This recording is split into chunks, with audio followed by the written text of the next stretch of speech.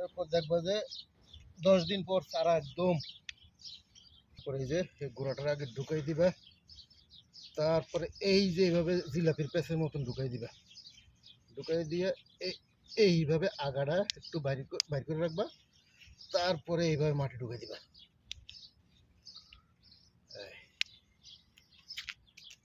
এই যে কিছু সংখ্যক বাড়িয়ে গেছে না, এগুলো গাছ হয়ে যাবে। এগুলো ফালাই দিয়ে কি করবো, এগুলো লাগাই দিই। এই যে এখানে একটা খুব সুন্দর চারা আছে,